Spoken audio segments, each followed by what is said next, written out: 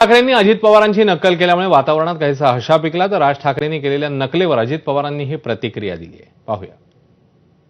याच्यामध्ये त्यावेळेला अजित पवार पण होते त्यावेळेला यायला पाहिजे होता आणि त्यावेळेला ते तावाने बोलत पण होते ते सांगत पण होते त्या सगळ्या गोष्टी. मला हे का कुणी तू उद्या माझी मिमिक्री केली तर माझ्या अंगाला भोकं पडत नाही.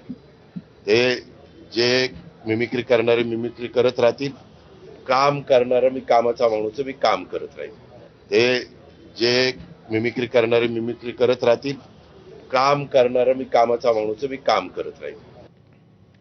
निवडणूक आयोगाच्या आयुक्तांची भेट घेताना मोवियाच्या शिष्टमंडळासोबत राज ठाकरेही उपस्थित होते. यावरून आगामी महापालिका निवडणुका राज ठाकरे मोविया सोबत लढणार का असा सवाल विचारण्यात आला, ज्यावर पत्रकार परिषदेत राज ठाकरेंनी उत्तर दिलं.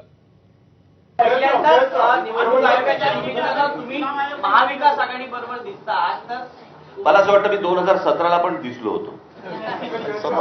प्रश्न असा आहे की मी तुम्हाला एकच गोष्ट